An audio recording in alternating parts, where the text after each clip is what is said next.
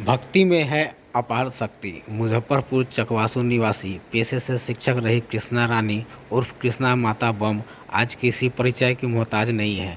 पिछले 40 वर्षों से डाक बम के माध्यम से वो बाबा का जलाभिषेक करती है। इनकी उम्र 70 वर्ष हो गई है, लेकिन बाबा के भक्ति में इनकी उम्र कहीं भी बाधा उत्पन्न नहीं करती है। प्रशासन का भी पूरा सहयोग इनको मिलता है।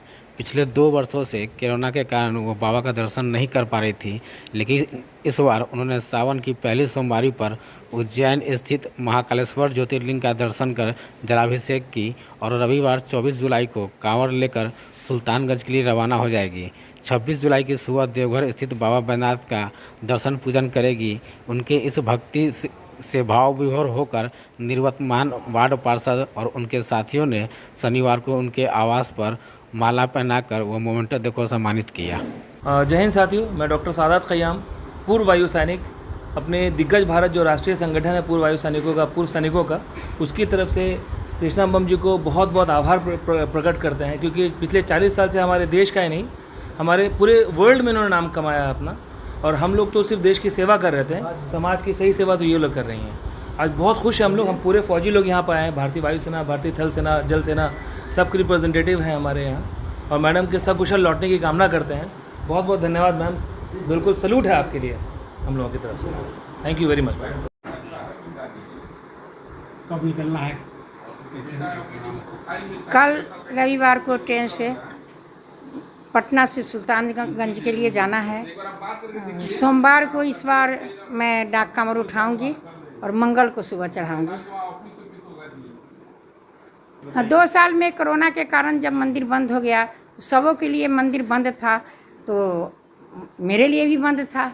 प्रशासन का उल्लंघन कभी नहीं करना चाहिए, इसलिए मैं 2 साल नहीं गई थी। और इस बार जब मंदिर खुल गया है तो अभी उज्जैन से ओंकारेश्वर से उज्जैन कांवड़ चढ़ा के कल रात लौटी हूँ और फिर कल सुबह रवाना हो जाऊँगी पटना के लिए, और पटना से सुल्तानगंज जाऊँगी। क्या क्या परेशानी होता है जो आप जाती है, तो अपने अनुभव को शेयर कीजिए। डाक कांवड़ एक बहुत कठिन प्रक्रिया है। बाबा का जलाभिषेक करने का नियम बहुत ही कड़ी है। जब डाक जल ले लिया जाता है तो कहीं पैर रुकना नहीं है। 105 किलोमीटर की दूरी बिना रुके तय करनी होती है। उसमें सबसे पहले तो धूप बहुत होती है। धूप में इतनी गर्मी लगती है कि लोग परेशान हो जाते हैं। हमेशा पानी ग्लूकोन-डी लेने का ज़रूरत पड़ता है। उसके बाद फिर चलते रहते हैं, पैर में फफोले आते हैं, फिर भी चलते रहना है।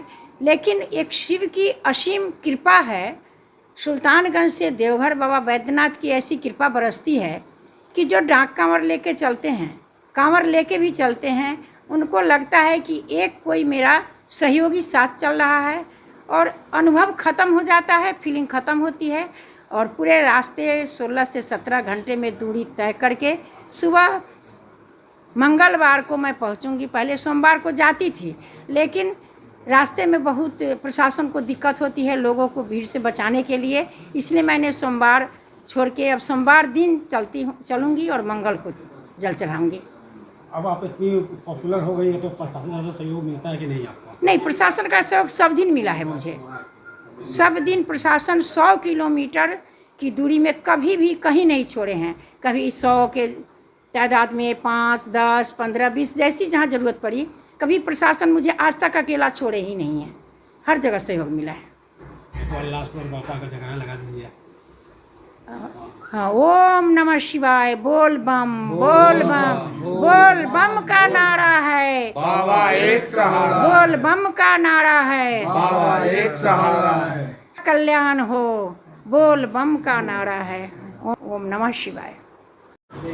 आज का प्रोग्राम में है कि इससे पहले जो मैडम जो है पहला सोमवारी में महाकालेश्वर उज्जैन गई थी जल चढ़ाने के लिए। उस समय भी हम लोगों ने अपने वार्ड के हिसाब से अपने वार्ड के गार्जियन भी हैं और शहर अपने बिहार का एक पहचान है कि डाक बम के नाम से अगर बिहार में कोई पहचाना जाता है तो कृष्णा डाक बम के नाम से जाना जाता है। इसमें हम लोग गौरव महसूस करते हैं कि ये हमारे वार्ड की जो है मूल निवासी है। तो हम लोगों ने जिस समय उज्जैन ही गए थे, हम लोगों ने अभिनंदन करके शुभकामना देके दिए थे कि सकुशल वहाँ से जो है इतना कठिन रास्ता है वो चली आए। ऊपर वाले ने इनको वहाँ का यात्रा पूरा करा कर चल दिया है। और इनका अब हिम्मत का दाग देना होगा कि अभी तुरंत वहाँ से आई हैं और फिर अभी बाबा धाम जा रही हैं डाक लेकर। ऊपर वाला से मेरे विनती है, दुआ है कि जिस हालत में जा रही हैं उससे अच्छा वहाँ से अपना जल चढ़ा कर चली आए।